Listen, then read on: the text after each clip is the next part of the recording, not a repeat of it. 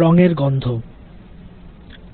Table থেকে একটা ময়লা কার্ড তুলে হোমস বললেন, দেখো ওয়াটসন, ইনি হলেন জোশিয়া অ্যাম্বারলি, ললিতকলা সামগ্রীর ব্যবসায়ী, ব্রিকফল অ্যান্ড অ্যাম্বারলি কোম্পানির ছোট অংশীদার। রং আর তুলির বাক্সে এদের নাম দেখতে পাবে। বেশ কিছু টাকা পয়সা হয়েছে ওর, তাই 61 বছর বয়সে অবসর নিয়েছেন। আর লিউস্যামে একটা বাড়ি কিনে বিশ্রাম নিচ্ছিলেন সারা জীবন কঠোর পরিশ্রমের পর। তার ভবিষ্যৎ মোটামুটি নিশ্চিন্ত। একটা চিরকুট দেখে হোমস পুনরায় বলে চললেন, অবসর নেন 1896 খ্রিস্টাব্দ। তারপর 1897 খ্রিস্টাব্দ তার থেকে প্রায় 20 বছরের বয়সী ছোট একজন মহিলাকে তিনি বিবাহ করেন। মহিলাটি দেখতে ভালোই, আর্থিক সাচ্ছল্য, স্ত্রী, অবসর, জীবনের পথ পরিষ্কার। কিন্তু তা সত্ত্বেও 2 বছরের মধ্যেই তিনি ভগ্ন স্বাস্থ্য হন। তার মতো দুর্দশাগ্রস্ত মানুষ আর একজনও আছে কিনা সন্দেহ। ওয়াটসন কৌতূহলী হয়ে বললেন, কিন্তু ব্যাপারটা কি? হোমস বললেন, সেই পুরানো কাহিনী ওয়াটসন, বিশ্বাসঘাতক বন্ধু আর খামখেয়ালি স্ত্রী।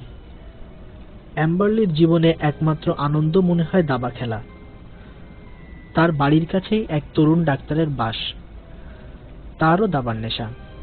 এই ডাক্তার অনিষ্টে প্রায়ই তার বাড়ি যেতেন এবং শ্রীমতী অ্যাম্বারলির সঙ্গে তার স্বভাবতই ঘনিষ্ঠতা জন্মায়। কারণ একথা মানতে হবে যে আমাদের মক্কেলটির ভিতরে যত গুণই থাকুক, প্রত্যক্ষ কোনো আকর্ষণ তার ছিল না। ওই দুটিতে গত সপ্তাহে পালিয়ে যায়। শুধু তাই নয়, ব্যভিচারী স্ত্রী লোকটি ভদ্রলোকের দলিলপত্র সঙ্গে নিয়ে মহিলাটিকে কি আমরা খুঁজে বার করতে পারব? বাক্সটা উদ্ধার করতে পারব? ওয়াটসন বললেন, তাহলে কি করা উচিত আমাদের? হোমস বললেন, হ্যাঁ, সমস্যাটা বেশ জটিল। আচ্ছা, তুমি হলে কি করতে? ধরো আমার বদলে তুমিই গেলে। জানো তো, সেই 2 কোপিস পেস্টিয়ার্কের মামলা নিয়ে আমি এখন ব্যস্ত। আজ সম্ভবত ওই মামলার ফয়সালা হওয়ার কথা। লিউস্যামে যাওয়ার সময় এই মুহূর্তে আমার নেই, অথচ ঘটনাস্থলে না গেলে তদন্তের কাজে অসুবিধা। বৃদ্ধ জোশিয়া অ্যাম্বারলি আমাকে খুব অনুরোধ করেছেন, কিন্তু আমার অসুবিধা আমি অনেকভাবেই তাকে বুঝিয়ে বলছি। তবে আমার বদলে আমার পাঠানো লোককে তিনি গ্রহণ করতে রাজি। ওয়াটসন বললেন, নিশ্চয় যাব, তবে আমাকে দিয়ে কি কিছু কাজ হবে? ওয়াটসন লিউস্যাম অভিমুখে রওনা হয়ে গেলেন। সন্ধেবেলায় যখন ওয়াটসন হোমসের কাছে কাজের হিসাব দেবেন বলে গেলেন, তখন তিনি দেখলেন হোমস চেয়ারে শরীর এলিয়ে শুয়ে আছেন। তার মুখের পাইপ থেকে অত্যন্ত কটু গন্ধ বের হচ্ছে। চোখের পাতা এমন অলসভাবে নেমে এসেছে যে হয়তো ঘুমিয়ে আছেন বলেই মনে হয়, যদি না ওয়াটসনের বিবৃতির মধ্যে কখনো আটকে গেলে বা আপত্তিকর কিছু থাকলে চোখ দুটো আধখোলা হয়ে যেত। তার ধূসর চোখের উজ্জ্বল দৃষ্টি তরোয়ালের মতো তীক্ষ্ণ সপ্রশ্ন স্বর্ণালী ভঙ্গিতে ওয়াটসনকে গেঁথে ফেলত। ওয়াটসন বললেন, জোশিয়া অ্যাম্বারলির বাড়ির নাম দি হ্যাভেন। খবরটাই তুমি কৌতূহল বোধ করবে মনে হচ্ছে। ওর অবস্থা এমন এক অভিজাত ঘরের সন্তানের মতো, যিনি দারিদ্র্যের মধ্যে পড়ে তার থেকে নিচের তলার মানুষের সামিল হয়েছেন। ও এলাকাটা তোমার চেনা, একঘেয়ে ধরনের ইটের শহরতলির ক্রান্ত রাজপথ যেমন হয়ে থাকে। দি হ্যাভেন বাড়িটা আমি চিনতে পারতাম না। পারলাম একজন অলস ব্যক্তিকে জিজ্ঞাসা করে। রাস্তায় দাঁড়িয়ে সে ধূমপান করছিল। লোকটির বর্ণনা দেওয়ার প্রয়োজন বোধ করছি, কারণ আছে। লোকটি লম্বা, কালচে, খুব পুরু গোপের মালিক। আমার প্রশ্নে সে ঘাড় ঘুরিয়ে আমার দিকে সপ্রশ্ন দৃষ্টিতে তাকালো। উঁচু রোদে পোড়া পাঁচিল দেয়া বাড়ির সামনের গেট দিয়ে প্রবেশ করতেই দেখলাম মিস্টার অ্যাম্বারলি গেটের দিকে এগিয়ে আসছেন। সেদিন সকালে যে আপনার বাড়িতে ক্ষণিকের জন্য তাকে দেখেছিলাম এবং অদ্ভুত এক প্রাণী বলে মনে হয়েছিল, আর আজ পুরো আলোয় তাকে দেখে আরো অস্বাভাবিক বলে মনে হলো। হোমস বললেন, সে আমি লক্ষ্য করেছি। তোমার ঠিক কি ধারণা তা শুধু জানতে চাই। ওয়াটসন পুনরায় বলতে শুরু করলেন। মনে হলো সত্যি সত্যি দুর্ভাবনায় নুয়ে পড়েছেন ভদ্রলোক, যেন পিঠে করে প্রচুর ভার বহন করে এসেছেন। কিন্তু তাহলেও প্রথমে দেখে যেমন মনে হয়েছিল, আসলে সেরকম দুর্বল চেহারার মানুষ তিনি নন। তার কাঁধ আর বুকের গড়ন রীতিমতো দত্তের মতো, কিন্তু পা দুটো যেন পাকানো পাকানো। হোমস ওয়াটসনের কথা সূত্র ধরে বললেন, বাঁ পায়ের জুতোটা কোঁচকানো, ডান পায়েরটা মসৃণ। ওয়াটসন বললেন, অতটা আমি লক্ষ্য করিনি। হোমস বললেন, ঠিক লক্ষ্য করার কথাও না। ওর নকল অঙ্গটা আমি লক্ষ্য করেছি। আচ্ছা, বলে যাও তোমার বক্তব্য। ওয়াটসন পুনরায় নতুন উৎসাহে বলতে শুরু করলেন। পুরনো হ্যাটের নিচে জট পাকানো সাপের মতো চুল, আর মুখের তীক্ষ্ণ উৎসুক ভাব আর গভীর বলিরেখা লক্ষ্য না করে পারলাম না। বাহ, বেশ ওয়াটসন, হোমস বললেন। কি বললেন তিনি? ওয়াটসন বললেন, তিনি তার অভিযোগের কথা বলতে লাগলেন। একসঙ্গে বাড়িটার দিকে এগিয়ে চললাম, চারিদিকে ভালো করে লক্ষ্য করতে করতে। এরকম অগোছালো বাড়ি সচরাচর দেখা যায় না। বাগানটা আগাছায় ভর্তি, মনে হলো চরম অবহেলার মধ্যে গাছপালাগুলো ইচ্ছে মতো বেড়ে চলেছে। জানি না কোনো রুচিপূর্ণ মহিলা কেমন করে এসব সহ্য করতে পারেন। আর আশ্চর্যের বিষয় এই যে, ঘরের মাঝখানে একটা পাত্রে সবুজ রং, আর ভদ্রলোকের বাঁ হাতে একটা রঙের তুলি। তিনি দরজার জালনায় উৎকট গন্ধের সবুজ রং লাগাতে লাগলেন। তারপর একটা অপরিষ্কার ঘরে আমাকে নিয়ে বসালেন এবং কথাবার্তা শুরু করলেন। প্রতিটি কথার ফাঁকেই তুমি না আসার জন্য হতাশা প্রকাশ করছিলেন। আবার মাঝে মাঝেই বলছিলেন, আমি সত্যিই আশা করিনি যে আমার মতো এক গরিবের ডাকে ওর মতো বিখ্যাত এক লোক আসবেন। আমার যত টাকাই খোয়া যাক, ইত্যাদি ইত্যাদি। ওয়াটসন ওকে আশ্বাস দিয়ে বললেন, টাকার প্রশ্নটা ঠিক উঠবে না, এবং সে কথায় উনি বললেন, তা বটে, কাজের আনন্দেই তিনি কাজ করে যান। তবে এখানকার এই ব্যাপারের মধ্যেও হয়তো তিনি কিছু আনন্দ পেতেন। কি অকৃতজ্ঞতার পরিচয় না পেলাম ডক্টর ওয়াটসন! অথচ তার কোন অনুরোধটা আমি না রেখেছি, অত আশকারা আর কোনো স্ত্রীলোক কখনো পেয়েছে কিনা সন্দেহ। আর ওই ছোকরা আমার ছেলের বয়সী, সে সবসময় আমার বাড়িতে আড্ডা। আমিই তাস খেলার জন্য খাল কেটে কুমির ডেকেছি। সবই আমার দোষ, সবই আমার কপাল। এই জগৎ ভয়ঙ্কর, অতি ভয়ঙ্কর ডক্টর ওয়াটসন। 1 ঘন্টার উপর ভদ্রলোক বকবক করে একই কথার পুনরাবৃত্তি করে চললেন। ষড়যন্ত্রের বিন্দু বিসর্গ আভাসও তিনি পাননি। বাড়িতে কেবল তিনি আর তার স্ত্রী থাকতেন, একজন ঠিকাছি। সারাদিন কাজকর্ম সেরে সন্ধ্যে 6টা নাগাদ চলে যায়। সেদিন সন্ধ্যেবেলায় অ্যাম্বারলি স্ত্রীকে খুশি করার জন্য হে মার্কেট থিয়েটারের 2টো টিকিট কেটে এনেছিলেন। কিন্তু শেষ মুহূর্তে তার স্ত্রী মাথা ধরার অজুহাতে না যাওয়ার জন্য তিনি একাই থিয়েটার দেখতে চলে যান। একথায় সন্দেহের কোনো কারণ নেই, কারণ অব্যবহৃত টিকিটটি তিনি ওয়াটসনকে দেখালেন। হোমস উত্তেজনায় টান টান হয়ে বসলেন। উল্লেখযোগ্য, অত্যন্ত উল্লেখযোগ্য ব্যাপারটা। মামলাটার উপর ক্রমশ কৌতূহল বেড়ে যাচ্ছে আমার। আচ্ছা, তারপর কি হলো? বলে যাও ওয়াটসন, প্রচুর উৎসাহ পাচ্ছি।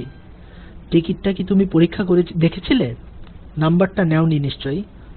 ওয়াটসন বললেন, হ্যাঁ নিয়েছি। মানে নাম্বারটি আমার স্কুল রোল নাম্বার 31 বলেই ঠিক মনে আছে। হোমস বললেন, বাহ, চমৎকার। অন্য টিকিটের নাম্বারটা হয় 30 না হয় 32।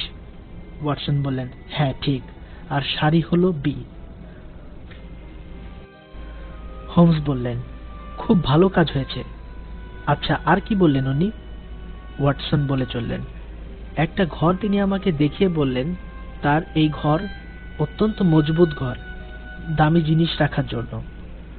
তা মজবুতই বটে, ব্যাংকে যে রকম থাকে সেরকম অনেকটা। জানলা দরজা সব লোহার। তিনি বললেন, ডাকাত এর কিছুই করতে পারবে না। যা হোক, মহিলার বোধহয় একটা চাবি ছিল। নগদ আর কোম্পানির কাগজে 7,000 পাউন্ডের বেশি নিয়ে গেছে। হোমস আর চুপ করে না থাকতে পেরে বললেন, কি বললে? কোম্পানির কাগজ? সেগুলো ওরা কি করে ভাঙাবে? ওয়াটসন উত্তর দিল। বৃদ্ধ কর্কশ স্বরে বললেন, সেগুলো নাম্বার দিয়ে পুলিশকে খবর দেওয়া হয়েছে এবং আশা করা যায় ওরা কোম্পানির কাগজ ভাঙাতে পারবে না। মাঝরাত নাগাদ থিয়েটার থেকে তিনি ফিরে এসে দেখেন টাকা কড়ি সব গেছে, দরজা জানলা সব খোলা, আর ওরা পালিয়েছে। কোনো চিঠিপত্র নেই। সেই থেকে কোনো খবরও তিনি পাননি। সঙ্গে সঙ্গে তিনি ব্যাপারটা পুলিশকে জানিয়েছেন। হোমস কয়েক মিনিটের জন্য চিন্তায় ডুবে গেলেন। তারপর গম্ভীর স্বরে বললেন, আচ্ছা, একটু আগেই না তুমি বললে তিনি রং লাগাচ্ছিলেন? কিসে রং লাগাচ্ছিলেন তিনি? ওয়াটসন বললেন, দেখলাম ঘরের দরজা জানলায় আর কাঠের ব্যবহার যেখানে আছে সেগুলোতে বেশি বেশি রং দিচ্ছিলেন, আর মাঝে মাঝে জোরে জোরে নিঃশ্বাস নিচ্ছিলেন। হোমস বললেন, আচ্ছা ওয়াটসন, এই পরিস্থিতিতে তোমার এটা একটু অস্বাভাবিক বলে মনে হয় না? ওয়াটসন বললেন, মনের ব্যথা হালকা করবার জন্য কিছু তো করা দরকার। জবাবদিহির মতো সুরে তিনি বলে যাচ্ছিলেন, একটু তো অস্বাভাবিক বটেই, কারণ আমার সামনেই তিনি প্রচন্ড ক্রোধে তার স্ত্রীর একটা ছবি ছিঁড়ে টুকরো টুকরো করে ফেললেন আর তীক্ষ্ণ চিৎকার করে বললেন, জীবনে তার মুখ দর্শন করব না। হ্যাঁ, আরেকটা ব্যাপারে আমার খটকা লেগেছে। ব্ল্যাকহিথ স্টেশনে গিয়ে আমি ট্রেন ধরেছিলাম। গাড়ি যখন ছাড়লো ঠিক সেই সময় লক্ষ্য করলাম একজন লোক তীর বেগে ঠিক আমার পাশের গাড়িটায় উঠল। জানো তো, আমার মানুষের মুখ মনে থাকে। নিঘাত সেই লম্বা কালচে লোকটা, রাস্তায় আমি যার সাথে কথা বলেছিলাম। আরো একবার দেখলাম লন্ডন ব্রিজে, তারপরেই সে হারিয়ে গেল ভিড়ের মধ্যে। কিন্তু সে যে আমার পিছু নিয়েছিল এই ব্যাপারে আমি নিঃসন্দেহ। হোমস বললেন, ঠিকই আন্দাজ করেছো তুমি। তুমি বলছো লোকটা লম্বা। আচ্ছা, লোকটা লম্বা, কালচে আর ঘন গোফের মালিক, আর তার চোখে ধূসর রঙের গগলস। নিশ্চয়ই তুমি ম্যাজিক জানো হোমস। তোমায় বলিনি, কিন্তু সত্যিই অমন গগলস ছিল তার। হোমস মুচকি হেসে বললেন, আর টাইয়ে ম্যাসনিক পিন? ওয়াটসন চিৎকার করে বললেন, হোমস, হোমস! হোমস বললেন, এ কিন্তু সোজা ওয়াটসন। আচ্ছা, এবার কাজের কথায় আসা যাক। স্বীকার করতে বাধ্য হচ্ছি, মামলাটা প্রথমে খুব সহজ সরল বলে মনে হয়েছিল। ভেবেছিলাম মাথা বেশি খাটাতে হবে না, কিন্তু এখন ক্রমেই দেখছি ব্যাপারটা জটিল হয়ে উঠছে। একথা সত্যি যে তোমার তদন্তে তুমি গুরুত্বপূর্ণ কোনো কিছুই ধরতে পারোনি বটে, তবে যেগুলো খুব বড় হয়ে তোমার চোখে ধরা পড়েছে সেগুলোও প্রচুর গুরুত্বপূর্ণ। ওর মধ্যেই রহস্যের প্রধান সূত্র লুকিয়ে আছে। আচ্ছা, ডক্টর আর্নেস্ট সম্পর্কে কিছু জানতে পেরেছ? তিনি কি এক সাধারণ হইহুল্লোড়ের মানুষ? মানে, এসব মানুষ ঠিক এমনটি হয়ে থাকে। আচ্ছা, যাই হোক, এসবের এখন আর ঠিক প্রয়োজন নেই। তুমি কাল জোশিয়া অ্যাম্বলির সঙ্গে দেখা করবে। ওর সঙ্গে দেখা করাটা খুবই জরুরি। আমরা এই মামলাটা ছেড়ে দেব কিনা সেটা নির্ভর করছে ওর সাক্ষাৎকারের উপর। বেলা 3টা নাগাদ বাড়িতে থেকো, হয়তো তোমার সাহায্যের দরকার হতে পারে। সারাদিন হোমসের দেখা নেই, তবে নির্দিষ্ট সময়ে তিনি ফিরলেন, অত্যন্ত গম্ভীর ও চিন্তায় যেন ডুবে আছেন। নীরবতা ভঙ্গ করে হোমস ওয়াটসনকে জিজ্ঞাসা করলেন, অ্যাম্বরলি এসেছেন নাকি? যখন শুনলেন না, তখন মুখে একটা শব্দ করে বললেন, ও, আশা করছি তিনি আসবেন। হতাশ হতে হয়নি হোমসকে, কারণ প্রায় সঙ্গে সঙ্গেই এলেন বৃদ্ধটি, অত্যন্ত দুশ্চিন্তাগ্রস্ত ও হকচকানো ভাব নিয়ে মুখে। বললেন, একটা টেলিগ্রাম পেয়ে ছুটে এলাম মিস্টার হোমস, কিন্তু এর মাথামুন্ডু কিছুই বুঝতে পারলাম না। এই বলে টেলিগ্রামটা হোমসের হাতে দিলেন। হোমস আমাকে শুনিয়ে শুনিয়ে পড়তে লাগলেন। টেলিগ্রামে লেখা আছে, সঙ্গে সঙ্গে চলে আসতে ভুল করবেন না, আপনার সাম্প্রতিক লোকসান সম্বন্ধে খবর পাবেন। এনম্যান, গির্জার প্রধান। হোমস বললেন, এটা পাঠানো হয়েছে বেলা 2:10 সময়, এসেক্সের লিটল প্যালিংটন থেকে। জায়গাটা বোধহয় ফ্রিন্টন থেকে বেশি দূরে হবে না। নিশ্চয়ই এক্ষুনি তো বেরিয়ে পড়তে হবে আপনাকে। বোঝাই যাচ্ছে এমন কোনো ব্যক্তি এটা পাঠিয়েছেন যার দায়িত্ববোধ আছেন। গির্জার প্রধান ব্যক্তি যখন। ক্রকফোর্ডটা গেল কোথায়? হ্যাঁ, এই যে পেয়েছি। J.C. এলম্যান, M.A. বাসস্থান মসমুর কামে লিটল প্যালিংটন। ট্রেনের সময়টা দেখো তো ওয়াটসন। ওয়াটসন ট্রেনের টাইম টেবিল দেখে বললেন, লিভারপুল স্টেশন থেকে 5:20 একটা ট্রেন আছে। বাহ, চমৎকার, হোমস বললেন। তুমি ওর সঙ্গে যাও ওয়াটসন, হয়তো তোমার সাহায্য ওর প্রয়োজন হতে পারে। বৃদ্ধটির কিন্তু দেখা গেল কিছুমাত্র যাওয়ার উৎসাহ নেই। অ্যাম্বারলি বললেন, এ অসম্ভব হোমস, এ মামলার ব্যাপারে এই লোকটার কি কিছু জানা সম্ভব? শুধু শুধু পয়সা আর সময় নষ্ট। হোমস জোর দিয়ে বললেন, কিছু খবর না পেলে কখনোই তিনি টেলিগ্রাম করতেন না। এক্ষুনি টেলিগ্রাম করে জানিয়ে দিন যে আপনি যাচ্ছেন। তবুও বৃদ্ধটি ঘাড় নেড়ে বলল, আমার মনে হচ্ছে না যে ওখানে যাওয়ার কোনো অর্থ আছে। এ কথায় হোমস অত্যন্ত কঠিন হয়ে উঠলেন। বললেন, এমন একটা সূত্র যদি আপনি হাতে পেয়েও না গ্রহণ করেন তো পুলিশের কাছে এবং আমার কাছে তার অত্যন্ত খারাপ প্রতিক্রিয়া হবে, জেনে রাখবেন। এই আমরা বুঝব যে আসলে তদন্তের ব্যাপারে আপনার কোনো আগ্রহ নেই। এ কথায় অত্যন্ত ঘাবড়ে গেলেন মক্কেল মিস্টার অ্যাম্বারলি। বললেন, ওভাবে যদি দেখেন তাহলে তো যেতেই হয়। তবে এ কথা বলবো যে পুরোহিতের এ বিষয়ে জানা একেবারেই অসম্ভব। তবে আপনি যদি মনে করেন।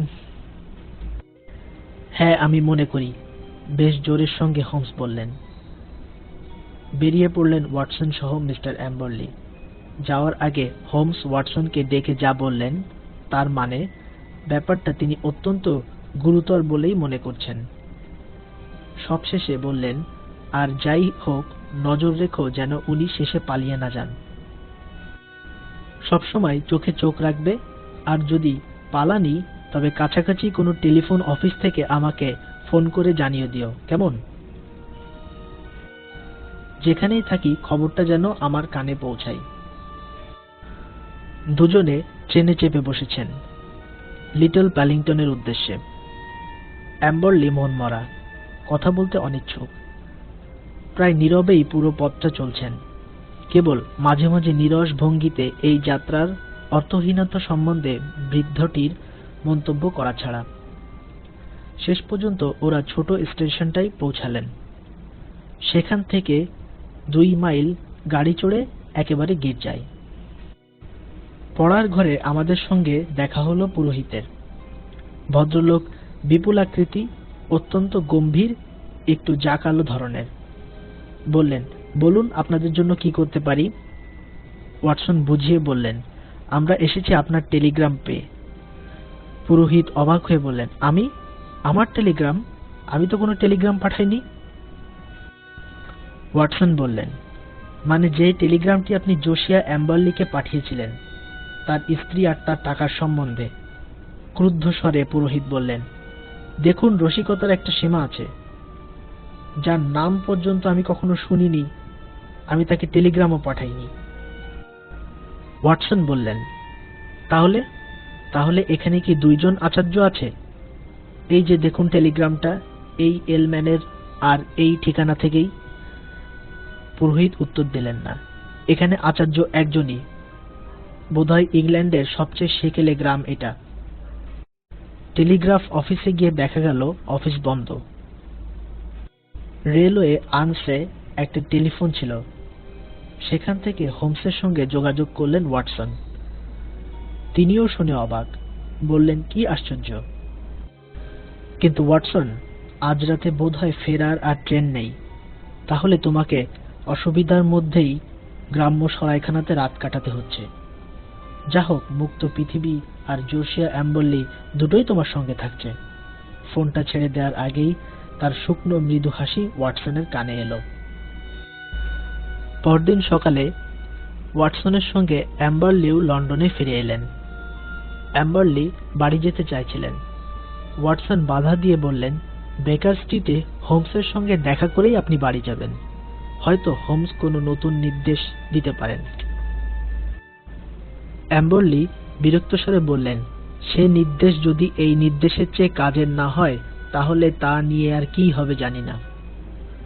ওয়াটসন বললেন, আমাদের জন্যে তিনি খবর রেখে গিয়েছিলেন যে তিনি লিউস্যামে গিয়েছেন এবং সেখানেই তিনি আমাদের জন্য অপেক্ষা করবেন।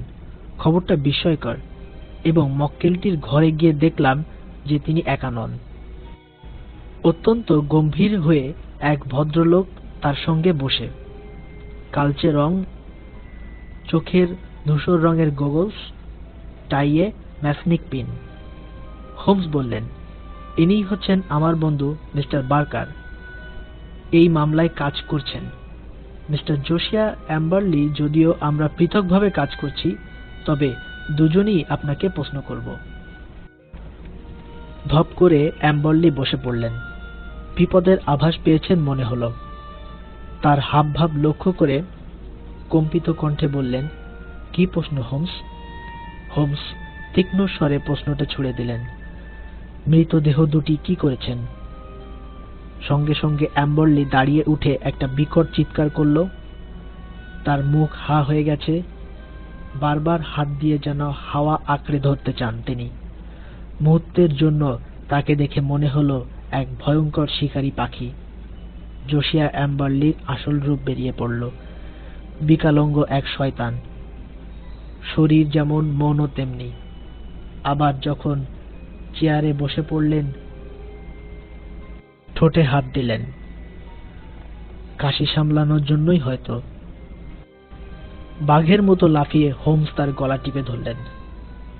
তার মুখটা নিচের দিক ফেরাতেই দুই ঠোঁটের ভেতর থেকে একটা সাদা বড়ি বেরিয়ে এলো। হোমস উত্তেজনা মিশ্রিত স্বরে বললেন, উহু, অত সহজে পার পাওয়া যাবে না জোসিয়া অ্যাম্বরলি। যা হবে যথাযথভাবেই হবে। কি করবেন এখন বার্কার?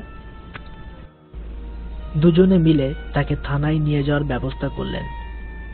জোর করে টানতে টানতে তাকে গাড়িতে তোলা হলো। বিশাল শরীর অ্যাম্বরলির ছিল সিংহের শক্তি। হোমস যাবার সময় ওয়াটসনকে বললেন, তুমি এখানেই থাকো, আমি আধ ঘন্টার মধ্যেই ফিরছি। অশুভ বাড়িটাই আমি একা রয়ে গেলাম। যত সময় হোমস বলেছিল তার অনেক আগেই ফিরে এলেন এক তরুণ চনমনে পুলিশ অফিসারকে সঙ্গে নিয়ে। এসে বললেন, বার্কারকে রেখে এসেছি যথা কর্তব্যগুলি সারবার জন্য। তরুণ ইন্সপেক্টরটি জানতে চাইলেন হোমসের কাছে, কি করে আপনি এই রহস্য সমাধানের সূত্র পেলেন? হ্যাঁ হ্যাঁ বলছি, সব বলবো, হোমস বললেন। প্রথমে বলবো হত্যাকাণ্ডটা কিভাবে ঘটল, তারপর তার বিশ্লেষণ করব। আর আমার এই বন্ধু ডক্টর ওয়াটসন আমার কাজে নানাভাবে সাহায্য করেছেন। ওয়াটসন আর ইন্সপেক্টর নমস্কার বিনিময় করলেন। হোমস বলে চললেন একটানা, সবচেয়ে আগে আমি আপনার এই জোসিয়া অ্যাম্বরলির মনের গঠন সম্পর্কে দু একটা কথা জানিয়ে দেই। ওর মন একেবারেই সাধারণ মানুষের মতো নয়, অতএব আমার মনে হয় ওর মৃত্যুদণ্ড হবে না। ওকে ব্রডমোরে পাঠানো হবে। ওর মনের গঠন মধ্যযুগীয় ইতালিদের মতো, এ যুগের ব্রিটিশদের মতো নয়। লোকটি ছিল কৃপণের হদ্দ। স্ত্রীর জীবন উনি অসহ্য করে তুলেছিলেন। তাই যে কোনো উপায়ে ভদ্র মহিলা তার আওতা থেকে বেরিয়ে যাওয়ার জন্য ব্যস্ত হয়ে পড়েছিলেন। একটা সুযোগও এসে গিয়েছিল তার। দাবাড়ু ডাক্তার অ্যাম্বরলির সঙ্গে দাবা খেলতেন। অ্যাম্বরলিও দাবা খেলায় পটু ছিলেন। এ থেকে তার মনের জটিলতার খানিকটা পরিচয় মিলবে। কৃপণের মতো তিনিও ছিলেন ঈর্ষাপরায়ণ। এই ঈর্ষায় শেষ পর্যন্ত পর্যবসিত হয় রীতিমতো এক বাতিকে। স্থির করলেন প্রতিশোধ নেবেন, এবং সেই প্রতিশোধের যে পরিকল্পনা করলেন, তার মধ্যে যে বুদ্ধির পরিচয় দিলেন, তা কেবল শয়তানের পক্ষেই সম্ভব। আসুন আমার সঙ্গে। সরু একটা পথ দিয়ে এমন নিশ্চিন্তভাবে হোমস ওয়াটসন ও তরুণ ইন্সপেক্টরকে নিয়ে চললেন যেন এটি তার অত্যন্ত পরিচিত একটি জায়গা। মজবুত ঘরটার সামনে এসে থামলেন। ইন্সপেক্টর বলল, উহ, কি বিচ্ছিরি গন্ধ। হ্যাঁ, ঠিকই ধরেছেন ইন্সপেক্টর, হোমস বললেন। এটাই আমার প্রথম সূত্র। এর জন্য ডক্টর ওয়াটসনকে ধন্যবাদ জানানো উচিত। এ থেকেই আমার তদন্ত শুরু হয়। সন্দেহ হলো কেন এহেন সময় সারা বাড়ি কড়া গন্ধে ভরিয়ে ফেলতে চাইবেন তিনি। নিশ্চয়ই অন্য কোনো গন্ধ চাপা দেওয়ার জন্য। আর যে গন্ধটা তিনি চাপা দিতে চেয়েছেন, তার থেকেই অপরাধের সন্দেহ জাগাতে পারে। আর তা থেকেই এই যে ঘরটা দেখছেন, এমন একটা ঘরের কথা মনে হয় যার লোহার দরজা বন্ধ করে দিলেই একেবারে নিঃশব্দ হয়ে যাবে। এই দুটো ঘটনা একসঙ্গে করলে আমরা কি পাই? সেটা সম্ভব বাড়িটা নিজে থেকে পরীক্ষা করে দেখলেন। আর হে মার্কেট থিয়েটারের বক্সের টিকিটও আমি ইতিমধ্যেই পরীক্ষা করে দেখেছিলাম, আর এজন্যও কৃতিত্ব ডক্টর ওয়াটসনের। এবং জানতে পেরেছিলাম সে রাত্রে B30, B32 দুটো সিটই খালি ছিল না। এসব যখন জানতে পারলাম, তখন প্রশ্ন হলো কি উপায়ে আমি তার বাড়িটা পরীক্ষা করতে পারি। সবচেয়ে বেয়াড়া একটা গ্রামে একটা লোক পাঠিয়ে দিলাম। সেখান থেকে সে অ্যাম্বারলিকে টেলিগ্রাম পাঠায়, যাতে সেদিন অ্যাম্বারলি সেই অজপাড়াগা থেকে ফিরে আসতে না পারে। এজন্য ডক্টর ওয়াটসনকেও পাঠালাম তার সঙ্গে। আচার্যের নামটা আমি সংগ্রহ করি আমার ক্রকফোর্ড থেকে। কেমন, ব্যাপারটা পরিষ্কার হচ্ছে তো? শ্বাসরুদ্ধ কণ্ঠে ইন্সপেক্টর বললেন। বিলক্ষণ, বিলক্ষণ। হোমস বললেন, আর বাধার ভয় না থাকায় আমি গেলাম বাড়ির ভেতরে ডাকাতি করতে। লক্ষ্য করুন কি আমি আবিষ্কার করলাম। এই যে দেখছেন গ্যাসের পাইপ, এটা উঠে গেছে দেয়ালের কোণটা পর্যন্ত। এই দেখুন একটা কল, জলের কলের মতো। পাইপটা চলে গেছে মজবুত ঘরটা পর্যন্ত, আর শেষ হয়েছে ছাদের মাঝখানে প্লাস্টারের সঙ্গে। অলঙ্করণের আড়ালে অদৃশ্য। পাইপের ওই দিকটা একেবারেই খোলা। বাইরের কলটা খুলে দিলে বন্দি কোনো মানুষের 2 মিনিটের বেশি জ্ঞান থাকবে না। কোন শয়তানি বুদ্ধিতে সে ওদের ওই ঘরে পাঠালো জানি না, কিন্তু ওখানে যাওয়ার পর ওদের আর কিছুই করার ছিল না। একটা বিশ্রী রকমের সাক্ষ্য আপনাকে দেখাচ্ছি। অ্যাম্বারলি নিজেও নিশ্চয়ই লক্ষ্য করেননি এটা। একটু কল্পনা শক্তির প্রয়োগ করুন। ধরুন আপনাকে ওই ছোট্ট ঘরটায় আটকে রেখেছে।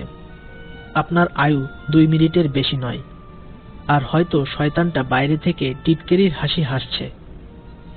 আর তার উপরে শোধ তুলতে আপনি কি করবেন? ইন্সপেক্টর বললেন, ব্যাপারটা লিখে রাখব। ঠিক ঠিক বলেছেন ইন্সপেক্টর, হোমস বললেন। কিভাবে আপনার মৃত্যু হয়েছে তা লোকজনকে জানাবেন, কিন্তু কাগজে লিখে রাখেন তো কারো না কারো চোখে পড়বে। এই যে দেখুন, লাল পেন্সিল দিয়ে এমনভাবে লেখা যা মোছার নয়, আমাদের খু। কি বুঝছেন এ থেকে ইন্সপেক্টর? হোমস বললেন। এই উচ্চতা মেঝে থেকে 1 ফুট মাত্র। মেঝেই পড়ে মৃত্যুর মুখোমুখি হয়ে বেচারা লিখতে যাচ্ছিল, কিন্তু লেখাটা শেষ হওয়ার আগেই তার মৃত্যু হয়। ইন্সপেক্টর বললেন, নিশ্চয়ই লিখতে যাচ্ছিলেন আমাদের খুন করা হয়েছে। হোমস বললেন, আমিও তাই মনে করি, যদি অমন কোনো পেন্সিল মৃতদেহে পাওয়া যায়। ইন্সপেক্টর বললেন, নিশ্চয়ই দেখব, কিন্তু ওই দলিলগুলো নিশ্চয়ই চুরি হয়নি। অথবা দলিলগুলো তো তারই ছিল, সেটা আমরা যাচাই করে দেখেছি। নিশ্চয়ই সেগুলো কোনো নিরাপদ জায়গায় লুকানো আছে, হোমস বললেন। নারী হরণের ব্যাপারটা যখন পুরনো হয়ে যাবে, হঠাৎ এগুলো পেয়ে যাবেন উনি, আর রটিয়ে দেবেন ওরা ফেরত দিয়ে গেছে বা চলার পথে রেখে গেছে। ইন্সপেক্টর বললেন, সবই তো বুঝলাম, তবে তিনি পুলিশে খবর দিতে গেলেন কেন? হোমস বললেন, ভেবেছিলেন তার চালাকি কেউ ধরতে পারবে না, আর কোনো সন্দেহ পরায়ণ প্রতিবেশীকে তিনি বুক ফুলিয়ে বলতে পারবেন, দেখুন আমি কত না চেষ্টা করছি। শুধু পুলিশে নয়, এমনকি শার্লক হোমসকে পর্যন্ত দেখেছি। গল্পটি আপনাদের ভালো লাগলে লাইক, কমেন্ট, শেয়ার করতে ভুলবেন না।